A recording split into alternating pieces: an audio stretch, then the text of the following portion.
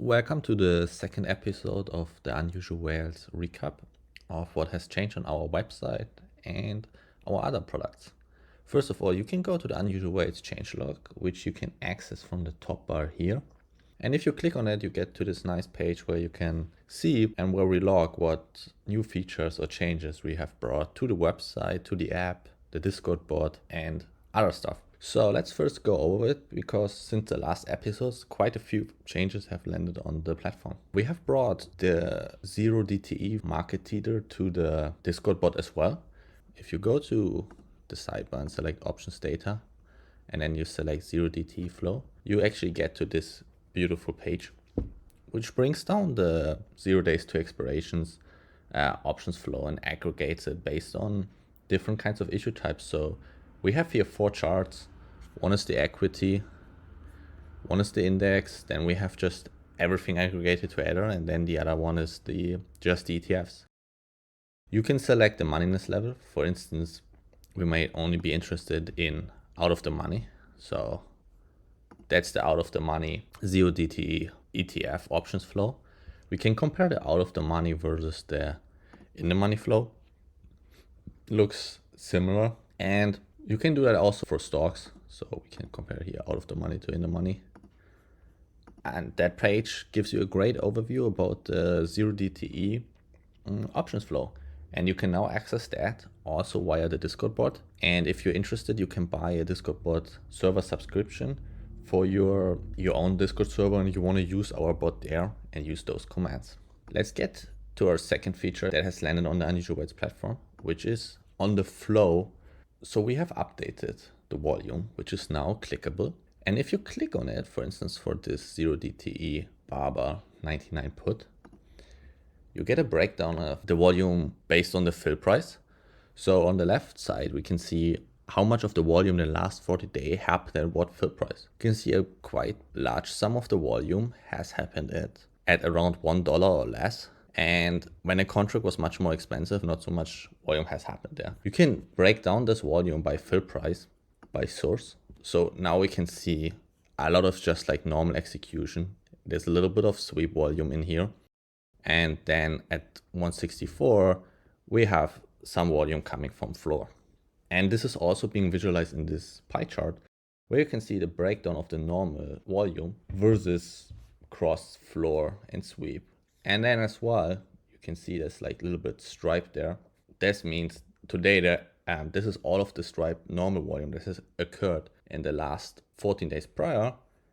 And this normal last basically means this is the volume that has occurred today. So out of all of the volume that has happened on that contract, there was a normal execution, around 20% happened today. Furthermore, you can get a breakdown of the multi-leg trades. That means if this contract has been executed as part of a multi-leg trade, you can see which other chains were traded with that chain together. In this case, we can see that, for instance, here's a 98 and 99 Baba put. They've been traded together 3 times, and the total size was 4. Most likely a put credit spread or a put debit spread. We don't know. It could also be a roll, but it's the same expiration. That's very unlikely. And you can see like this aggregation brings you down further, and you can see whenever this 99 put has been traded with another chain, it's going to be listed on here, and it gives you a great detail into how traders are trading that particular contract. Next up, we have updated the stock chart. You can access just the stock chart by clicking on selecting the stock chart from the dropdown. And you can now, when you select, there's a small button, you can compare the current price, like the performance of a ticker, to another ticker. So in this case, we might want to see how Apple has performed versus Amazon for the last year. So we select Amazon, and we can see that's a comparison between Apple and Amazon, and Apple has so far underperformed Amazon. And in 1 year, Apple is up around 28%, while Amazon is up 44%. That's a great way to, if you have a stock and you're looking at their 1 year or 5 year performance, if you want to quickly see how the stock has performed versus the market. It's a quick way to visualize if a stock is like underperforming or beating the market.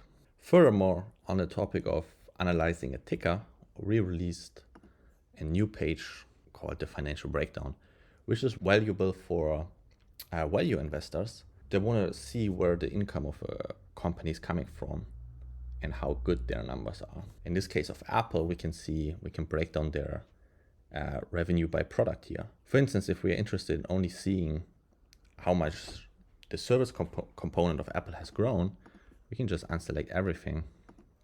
And we can see since 2019, service has been growing. The revenue grew by over 100% since 2019. On the other hand, if we want to take a look, for instance, at the iPhone sales, you can see that the highest amount of revenue the iPhone ever generated was in Q4 of 2021. So this is a great way to break down a company's revenue and also their numbers. You can also see, in that case for Apple or any stock that is having revenue, is reporting their revenue by regions, which region is responsible for the majority of their revenue. Furthermore, we have this chart, which is visualizing the EPS impact that the buyback or the dilution of shares by issuing shares as part of employee compensation is causing on the actual EPS.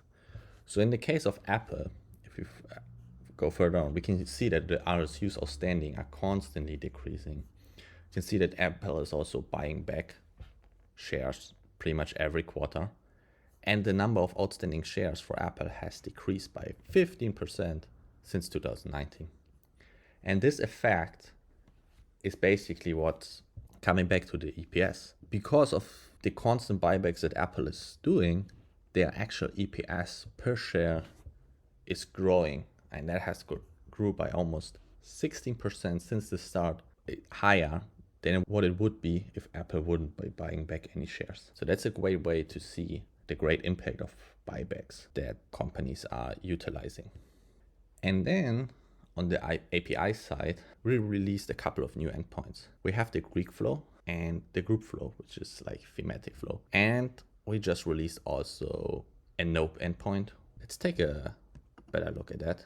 So for the Greek flow, the data return looks a bit like this. You can put in any ticker you want that is trading options, and you get returned basically the delta and vega flow for that ticker by timestamped, and it's for each minute is one row. You get the transactions and then the volume that occurred in that minute. You can use that delta and vega flow to build up a visualization of how much delta and vega has been traded in that minute or over the last 30 minutes. You can generate a mean over the last 30 days and check whether there has been any outliers. And that's a great way of just visualizing some of the Greek flow. If you want to have a further breakdown, you can get the Greek flow also by expiration. So here you get it by ticker, by expiry, by start of minute, broken down. That is even more granular. Then we just launched in a similar way the group flow or thematic flow, which is basically the same as for a ticker with the delta and vega flow, but for groups. And we have some predefined groups, which can be either an airline, a bank, China, crypto stocks, cyber stocks, or any of the 11 financial sectors like financial services, healthcare, industrials. And on top of the delta and vega flow, we are also adding the net call premium and net put premium.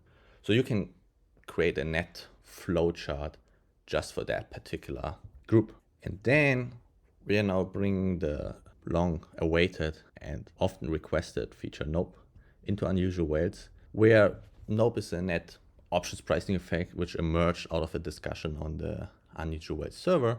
And this can now, for you can use it to retrieve the NOPE values from our API for any stock.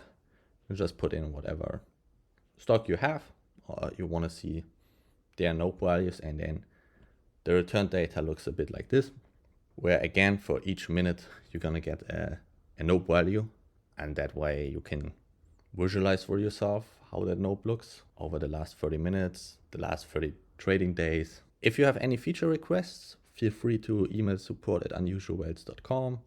If you have any bugs or issues or just questions, we're always open for any feedback. And If you're having issues, we are happy to help you. That's it, and until next time.